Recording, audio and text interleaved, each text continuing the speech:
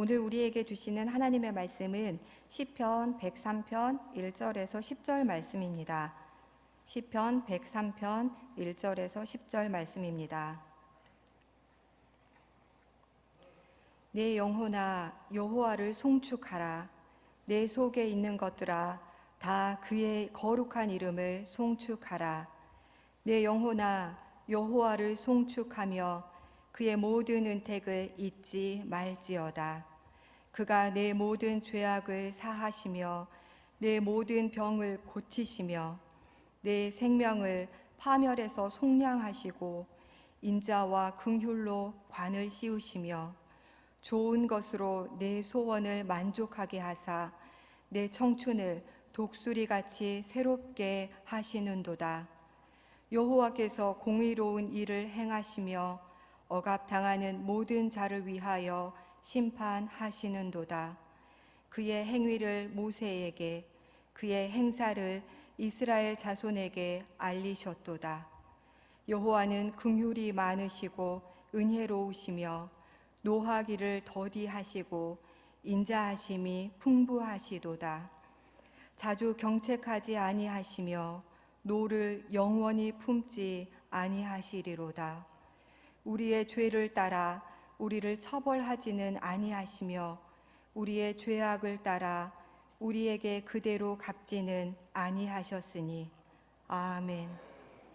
오직 예수님, 할렐루야. 우리 주님의 은혜와 평강이 여러분과 함께 하시기를 축복합니다. 오늘 함께 나눌 말씀은 여호와를 송축하라. 지난주에 이어서 오늘 주시는 말씀을 통해서 우리의 삶이 하나님을 늘 송축하면서 살아가는 복되고 구별된 삶이 되시기를 주님의 이름으로 축복합니다. 여호와를 송축하라라는 이 말씀이 이 시편 103편에만 7번이 나오고 있습니다.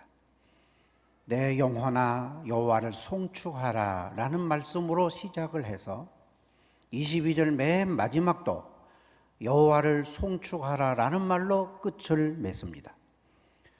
그리고 왜 하나님을 송축해야 되는가? 그 송축해야 할 이유와 목적을 분명하게 밝혀주고 있습니다. 송축하라고 하는 말의 뜻이 두 가지가 있다. 지난주에 설명을 해드렸습니다. 하나는 송축이라고 하는 말, 바라크라고 하는 말이 있는데 무릎을 꿇다라는 뜻이 있습니다. 무릎을 꿇다, 하나님 앞에 무릎을 꿇다라는 말인데, 그래서 하나님을 향하여 그 하나님의 위엄과 거룩하심을 높이고 노래하는 겁니다. 이것이 하나님을 송축하는 것입니다. 그리고 송축하다 그럴 때 또 하나의 단어, 할랄이라고 하는 말이 있습니다. 할렐루야라는 말의 어근입니다. 여러분이 잘 기억하시는 것처럼 할렐루야, 하나님을 찬양하라, 그 말이지요. 할랄이라고 하는 문자적인 본 뜻은 하나님을 자랑하다, 하나님이 영광되게 하다, 그런 뜻이 있습니다. 그러니까 사람들을 향하여 하나님을 자랑하는 겁니다. 사람들을 향하여 하나님의 영광을 널리 선포하는 것입니다. 그것이 하나님을 찬양하는 것입니다. 사실은 이렇게 하나님을 송축하는 것, 하나님을 노래하는 것, 하나님을 찬양하는 것이 우리 인생의 본분이지요. 그리고 하나님을 송축하는 것이 인생의 목적입니다. 더구나 우리는 더 한 걸음 나아가서 에베소서 1장에 보면 우리에게 찬송하라, 찬송하라, 찬송하라 3번을 강조하면서 하나님이 많은 사람들 가운데서 우리를 선택하여 하나님의 자녀로 삼아주심에 찬송하라. 그리고 하나님의 아들 예수 그리스도가 십자가에 피 흘려 죽으심으로 우리를 죄에서 구원하시고 사망에서 구원하시고 심판을 받지 아니하게 하시며 영원한 멸망 지옥에서 우리를 구원해 주셨다는 겁니다. 그래서 그 예수 그리스도를 찬양하라라고 말씀을 하시고, 오늘도 우리 믿는 자들 속에 역사하시며 우리를 신앙으로 이끌어 가시는 성령님의 역사하심을 찬송하라, 이렇게 말씀하고 있습니다. 그러고 보면 구원받은 자들의 마땅한 도리는 여호와를 송축하는 데 있습니다. 그러므로 저와 여러분은 여호와를 송축하는 신앙이 되어야 합니다. 오늘도 내일도 영원히 천국에 이를 때까지, 아니 천국까지 가서 우리는 여호와의 이름을 송축하는 그런 하나님의 택한 구별된 자녀들이 되어야 할 줄로 믿습니다. 시편 103편은 다윗이 기록을 한 시입니다.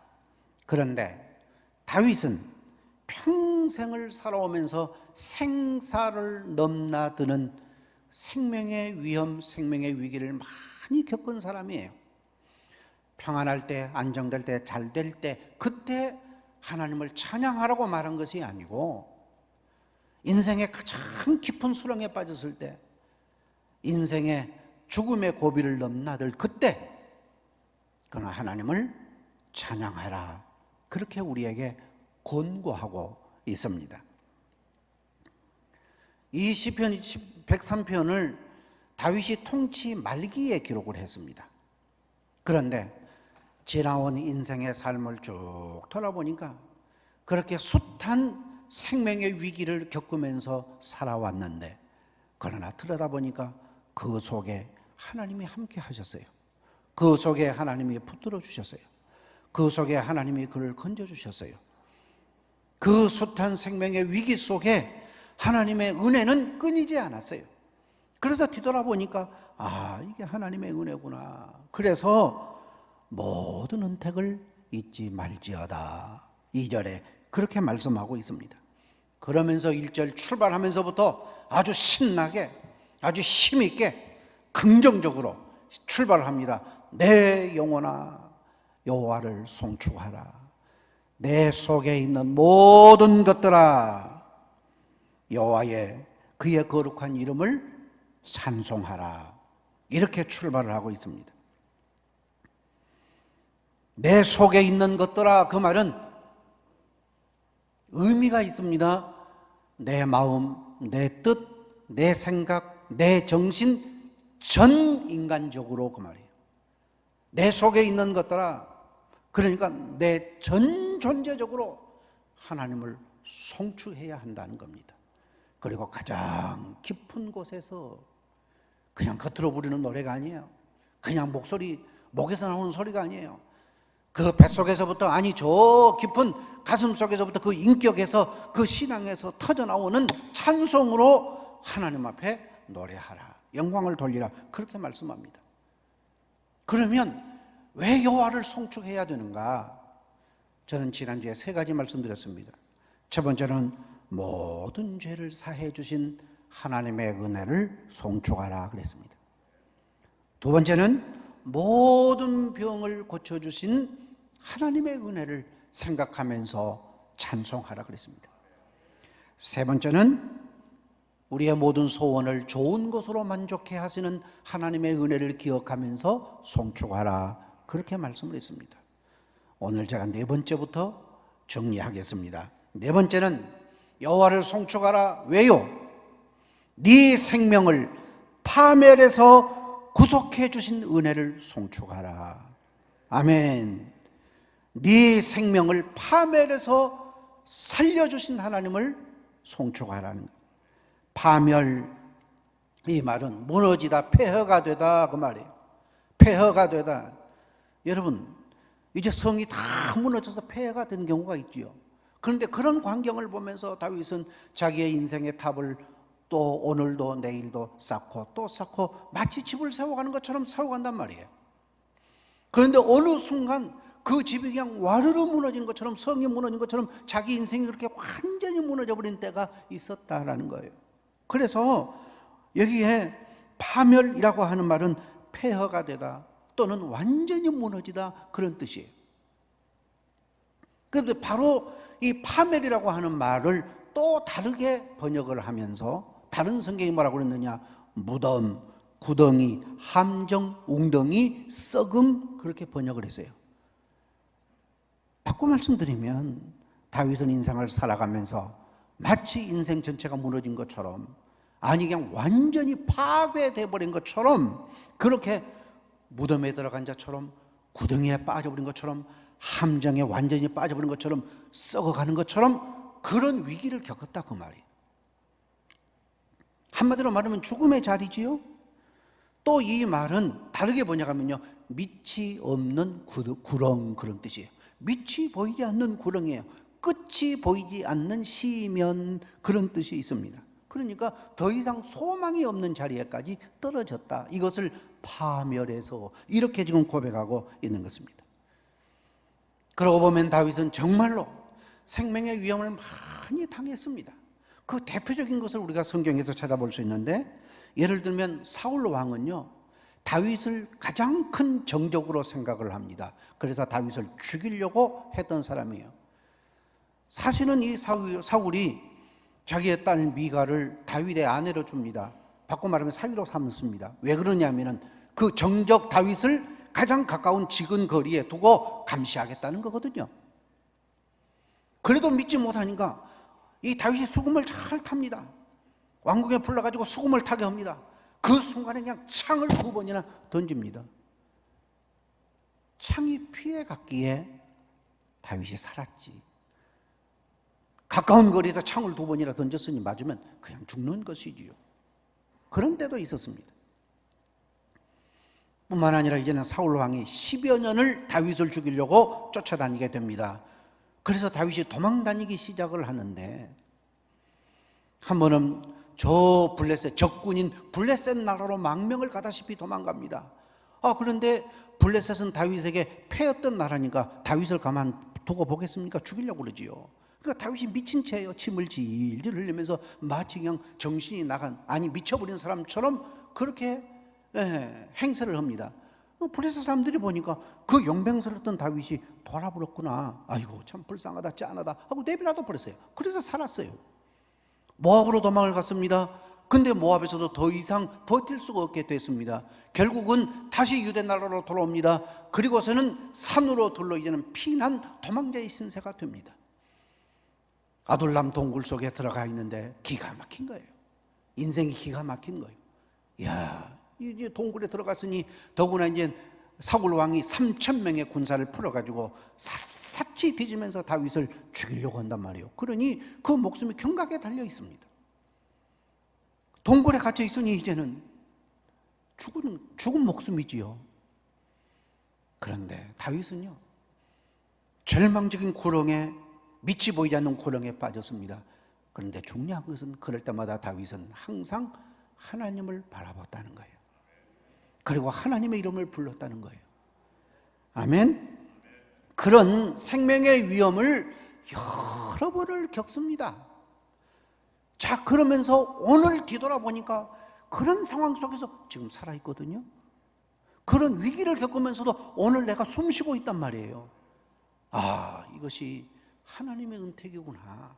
파멸에서 나를 구속하신 하나님의 은혜구나. 그 은혜를 잊으면 안 되지요. 그래서 하나님 감사합니다, 찬양합니다, 이렇게 된 것입니다. 뿐만 아닙니다. 이제 다윗이 이제 왕이 돼가지고 태평성대를 이루는 듯 했습니다. 그런데 자식놈 가운데 압살롬이라고 하는 아들이, 이놈이 영리하고 꾀도 많고 아주 모략꾼이에요. 이 압살롬이 다윗의 충성되는 신하들을 전부 다 속작속작 꾀가지고는 지가 왕이 되려고, 아버지 죽이고 아버지 쫓아내고 지가 왕이 되려고 반란을 꾀하게 됐습니다. 다윗이 잠자리에 들었는데 압살롬이 왕궁을 쳐들어온 것입니다. 그러니 이제는 자려고 묶었던 머리도 다 풀어 헤친 채로, 그리고 맨발로 침상에 들어 누워 있다가 자식이 반란을 일으켜서 아버지를 죽이려고 쫓아온다고 그러니까 어떻게 되겠어요?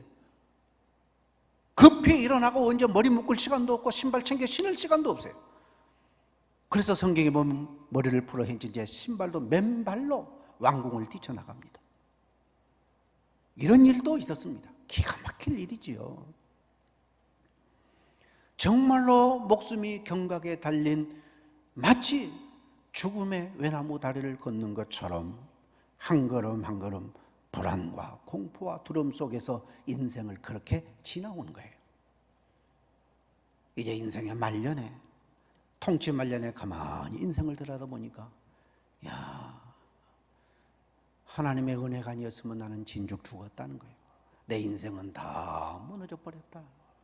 내 인생은 다 파괴되어 버렸다. 그걸 깨달은 거예요. 그래서 다윗이 기록한 시편에 보면 지난 날을 회고하면서 고백하는 말들이 있습니다. 시편 40편 2절에 보면 나를 기가 막힐 웅덩이와 수렁에서 나를 건져내시고, 아멘. 기가 막힐 웅덩이와 수렁에서 나를 건져내시고, 맞아요. 하나님이 그렇게 다윗의 손을 놓지 아니했어요. 다윗의 손을 잡고 그 구렁에서, 수렁에서, 그 생명의 위기에서 건져내 주셨다. 그렇게 고백을 하고 있습니다. 시편 35편 7절 말씀에 보면 그들이 까닭없이 나를 잡으려고 그들의 그물을 웅덩이에 숨기며 까닭없이 내 생명을 해하려고 함정을 파싸우니, 함정이란 말을 3번이나 시편에 나와요. 함정을 파가지고 거기에 빠져서 죽게 만들었다고 말이에요. 올무를 놓았다 그 말이지요. 이 시편에 보면은요, 가장 많이 나오는 단어가 있습니다. 31번 나옵니다. 그 말이 환난이라고 하는 말이에요. 환난 중에 환난 중에 환난 중에. 다윗은요, 평생을 환난 중에 살았던 사람이에요. 그러니까 그는 하나님 앞에 기도할 때도 탄원의 기도가 많아요. 하나님, 환난 중에 나를 건지시고 환난 중에 나를 돌아보시고 환난 중에 나를 살려달라고 기도하는 내용이 참 많아요. 환난의 연속이었다 그 말이에요. 여러분, 여기서 우리는 생각해야 합니다. 아니, 다윗처럼 하나님을 경외하는 신앙인 드물어요. 다윗처럼 기도 많이 한 사람이 없어요. 다윗처럼 하나님의 말씀 붙잡고 살려고 주야로 묵상하면서 그 말씀대로 살려고 했던 사람이 드물어요. 그런데 그렇게 신앙 좋은 사람이 왜 이렇게 환난 중에, 왜 이렇게 깊은 수렁에, 왜 이렇게 고난의 세월을 보내게 됐느냐? 예수 믿는 사람이라고 해서 환난이 비켜가는 것이 아니고, 예수 믿는 사람이라고 해서 고난이 제거되는 것 아니에요. 우리도 우리의 인생을 파멸시키는 생명의 위험들이 끊임없이 있습니다. 느끼든지 못 느끼든지 간에 그런데 오늘 우리가 여기 앉아 있는 것은 하나님의 은혜요. 파멸에서 나를 속량하시고 파멸에서 나를 구원하시고, 아멘. 그런데 그 표현을 보세요. 4절에 한번 보시겠어요? 같이 읽겠습니다. 내 생명을 파멸에서 속량하시고 인자와 긍휼로 관을 씌우시며, 아멘. 여기 인자라는 말이 나옵니다. 무슨 말이냐면은 어떠한 상황에서도 변하지 않는 하나님의 신실한 사랑, 그 말이에요. 뜨거운 사랑, 그 말이에요. 그러니까 어떤 상황이라도 하나님의 나에 대한 사랑은 신실하다, 뜨거운 사랑으로 나를 보호하신다, 아멘. 그걸 지금 고백하고 있는 거예요. 긍휼이라고 하는 말이 나옵니다. 이 긍휼이란 말은 원어를 보면요, 원래는 자궁이라는 말이에요. 어머니가 자기 자궁에 태아를 품고 모든 영양분을 제공해 줍니다. 그 아이 생후에도 온갖 정성을 다해서 키우듯이 하나님께서 나를 마치 자궁에 아이를 어머니가 품고 있듯이 하나님이 나를 다 품었다. 하나님께서 내게 필요한 영양분을 다 공급해 주셨다. 그러니 여호와를 송축하라. 이렇게 고백을 한 것입니다. 그 뒤에 보시면 관을 씌우시며 그랬거든요. 인자와 긍휼로 내게 관을 씌우셨다고 그랬어요. 관을 씌웠다고 하는 말은 확고부동하게 보호하다, 호위하다, 그런 뜻이에요. 그렇습니다. 하나님은 확고부동하게 나를 품어주시는 분이세요. 아멘. 그런데 다윗만이 아니라 우리도 이 세상을 살아가면서 때로는 우리의 삶의 깊은 웅덩이를 만날 수 있습니다. 파멸의 위기에 직면할 수도 있습니다. 저도 여러분도 예외는 아닙니다. 때로는 인생의 깊은 함정에 빠져서 허우적거릴 수도 있고요, 죽음의 문턱을 넘나드는 위기가 올 수도 있습니다. 아멘. 그러나 그때 어떻게 해야 될까요? 다윗처럼 깊은 동굴 속에 빠졌을 때에 그는 위를 바라보았습니다. 우리도 위를 바라봐야 합니다. 사방은 막혀도 위에는 뚫어져 있습니다. 아멘. 깊은 동굴에 빠져도 하나님을 바라볼 수 있는 눈은 열려 있어야 합니다. 절망 앞에, 환난 앞에 무릎을 꿇는 것이 아니라 그 자리가 우리는 무릎 꿇고 기도하는 자리가 되어야 합니다. 아멘. 그럴 때 하나님께서는 다윗이 고백한 것처럼 기가 막힐 웅덩이와 수렁에서 나를 끌어올리시고 나를 건지시고 깨닫게 되는 것입니다. 이 구원의 은혜로 우리가 지금까지 살아온 겁니다. 앞으로도 우리는 그 하나님의 은혜로 살아갈 것입니다. 그렇다면 우리는 늘 하나님 앞에 여호와를 송축하라, 하나님을 찬양하는 삶을 살아가야 할 줄로 믿습니다. 두 번째는요, 여호와를 송축하라, 새로운 인생을 만드시는 하나님을 송축하라는 겁니다. 아멘. 5절입니다. 우리 같이 읽겠습니다. 좋은 것으로 내 소원을 만족하게 하사 내 청춘을 독수리같이 새롭게 하시는도다. 아멘. 내 소원을 좋은 것으로 만족해 하신다는 말은 지난주에 들었습니다. 그 뒤에 네 청춘을 독수리같이 새롭게 하신다. 여러분 무슨 뜻인 줄 아시겠습니까? 독수리는요, 새 중의 왕이라고 그래요.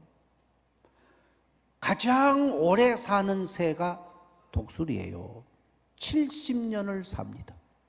그런데 이 독수리가 70년을 살기 위해서는요, 40년을 전후해서 정말로 양자택일의 고비가 한 번 있어요. 70년을 살기 위해서는 40살 전후에 큰 결단을 해야 됩니다.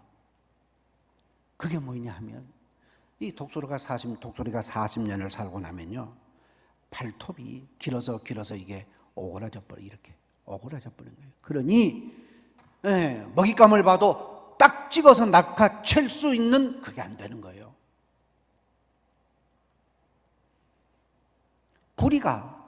독수리는 부리가 중요한데 부리가 길어서 부리도 오그라져 버린 거예요. 그러니 먹이를 제대로 뜯어 먹기가 힘든 거예요. 독수리가 40년을 살고 나면요, 쫙 펴면 한 3m 정도 되는데요, 그 날개가 오래돼 가지고 털이 무거워 가지고, 독수리 털이 무거워 가지고 날개가 부자유스러운 거예요. 매우 부자유스러워요. 어떻게 해야 되느냐? 이제 독수리가 여기서 죽느냐 사느냐 기로에서 양자택일을 해야 되는데, 만일에 독수리가 70살까지 살기 위해서 청춘을 되찾기로 결정을 하면, 독수리는 까마득한 절벽, 낭떠러지에 둥지를 만듭니다. 독수리는 항상 그러잖아요. 저 절벽, 높은 절벽 낭떠러지, 거기에 독수리 둥지를 만듭니다. 그리고 그 바위에다가 부리를 막 부딪히는 거예요. 쪼고 부딪히고. 그래서 이 오그라진 부리가 빠져버립니다. 그러면 거기에서 새로운 부리가 나오는 거예요. 그런데 보세요. 그 부리를 바위에 부딪히면서 부리를 빼야 되는데 자기가 자기를 죽이는 고통 아니에요? 얼마나 피눈물 나는 고통입니까? 그러나 그렇게 해서 쓸모없는 그 부리를 빼내야 새로운 부리가 나온단 말입니다. 그렇게 부리가 나오면 그 기간이 한 150일 정도 걸린대요. 그 다음에 이제 부리가 나오면 그 새로운 부리로 그 부리를 그렇게 이제 바꾸잖아요. 그 다음에 이제 그 부리로, 새로운 부리로 막 발톱을 물어뜯는 거예요. 날카로운 발톱을 다 물어뜯는 것입니다. 그래서 뽑아버려야 합니다. 죽는 고통이지요. 그래서 새로운 발톱이 날 때까지 둥지에서 또 그렇게 자기 죽음을 싸워야 되는 것입니다. 역시 한 150일 정도 지나면서 새로운 발톱이 나옵니다. 그러고 나면 이제는요, 무거운 깃털을 뽑아내야 되는 거예요. 오래된 무거운 깃털을 또 뽑아내는 것입니다. 물어뜯어서 뽑아내야 되는 것입니다. 그러고 나면 새로운 깃털이 나옵니다. 그래서 완전히 새로워지는 독수리가 되는 겁니다. 그것을 오늘 성경에는 내 청춘을 독수리같이 새롭게 한다 그런 거예요. 아멘.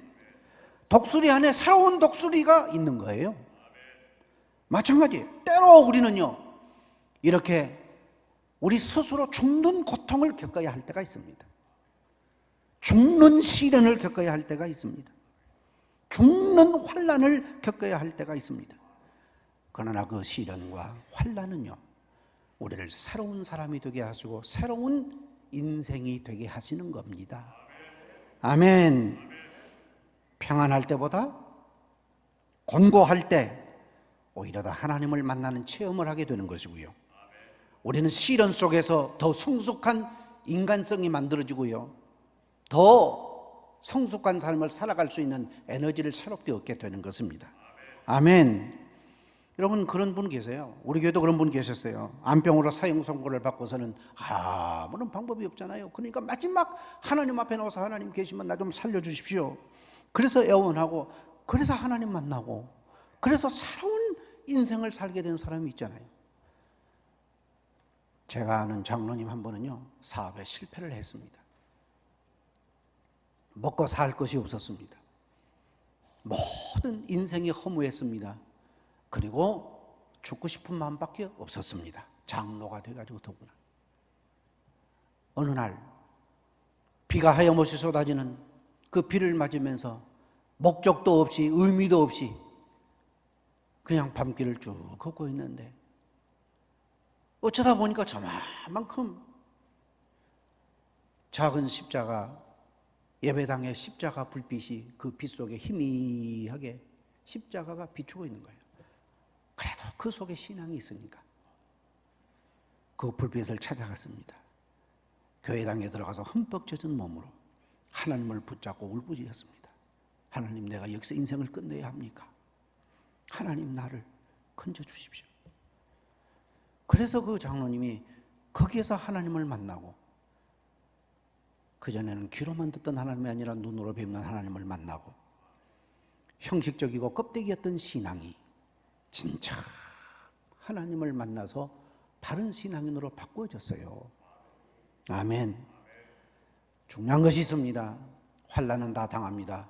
그러나 환난 중에서는 부르짖어야 합니다. 고난의 자리에 빠질 수 있습니다. 그때 하나님은 기도하는 자에게 손을 내미시는 분이에요. 아멘. 저는 이 말씀을 준비하면서 제 자신을 들여다봤습니다.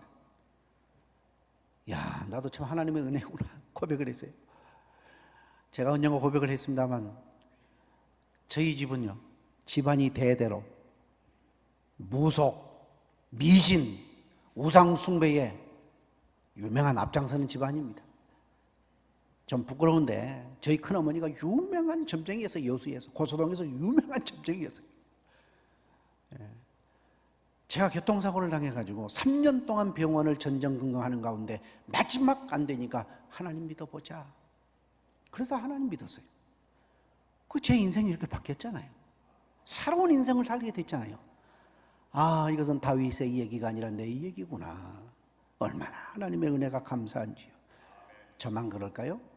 여러분도 마찬가지 아닙니까? 아멘. 우리의 인생을 새롭게 만들어 가시는 하나님. 아멘. 그 하나님의 은혜 아니었으면 진즉 우리는 끝나도 한참 끝났어요. 벌어져도 이미 끝나버렸어요. 우리의 인생을 새롭게 지으시고 만들어 가시는 하나님의 은혜인 줄로 믿습니다. 여러분, 유대인들이요, 최고 축제일이 있습니다. 유대인의 최고 축제일이 뭐냐면 6월절이에요. 출애굽은 날을 기념하는 절기거든요. 근데 6월절 이 축제에 반드시 먹는 음식이 있는데 그 중에 하나가 뭐냐 하면 무교병이라고 누룩 넣지 않는 빵이야. 딱딱한 빵이야. 아주 먹기 힘든 빵이야. 거친 빵이야. 애굽의 고난의 세월을 되새기는 의미가 있어요. 또 하나 먹는 게 있어요. 쓴 나물이에요. 애굽에서 노예 생활하면서 쓴 고통 겪었던 것을 잊지 말자. 그래서 쓴 나물 먹은 거예요. 또 하나 먹는 게 있었어요. 그게 삶은 달걀이요. 여러분, 모든 음식물은 불을 가하면 다 부드러워져, 물러져. 달걀은요, 삶고 삶으면 단단해지거든. 유대인들은 그런 달걀을 먹으면서, 그래, 난관에 부딪힐수록, 패할수록 우리는 더 단단해지자, 더 강해지자. 아멘. 우리의 삶에 아무리 힘들고 어렵고, 그리고 고비가 와도 견디기 어렵고 참기 힘든 일이 있어도 삶을수록 단단해지는 달걀처럼 우리는 그렇게 단단해지자. 아멘. 그래요. 우리도 그래요. 우리도 고난이 올 때, 참 환난이 올 때 내 인생을 새롭게 만들어 가시는, 내 인생을 새롭게 살게 하시는 하나님의 뜻이 있는 줄로 믿고 삶아진 달걀, 단단한 달걀 보면서 나도 그렇게 강해지리라. 나도 그렇게 더 의지가, 신념이 강해져야지. 나는 신앙으로 더 굳어져야지. 그렇게 해서 은혜로 일어설 수 있기를 원합니다. 그 다윗이 고백을 했잖아요. 시편 119편 71절에 고난당하는 것이 내게 유익이라. 이로 인하여 내가 주의 율례를 배우게 되었나이다. 아멘. 이사야 48장 10절에 이사야 선지자는요, 보라, 내가 너를 연단하였으나 은처럼 하지 아니하고 너를 고난의 풀무불에서 택하였노라. 그래요. 그냥 은처럼 약하게가 아니에요.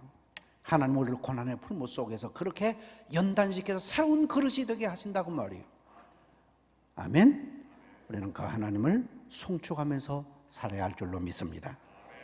마지막 한 가지는요, 8절 말씀인데 하나님의 성품을 인하여 송축하라 그랬어요. 8절 같이 읽읍시다. 9절까지입니다. 여호와는 긍휼이 많으시고 은혜로우시며 노하기를 더디하시고 인자하심이 풍부하시도다. 자주 경책하지 아니하시며 노를 영원히 품지 아니하시리로다. 아멘. 하나님은 어떠신 분이요?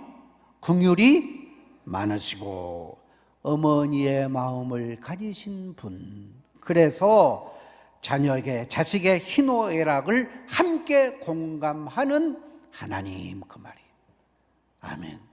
하나님은 그렇게 긍휼이 있으신 분이십니다. 또 하나님은 은혜로우시며 그랬어요.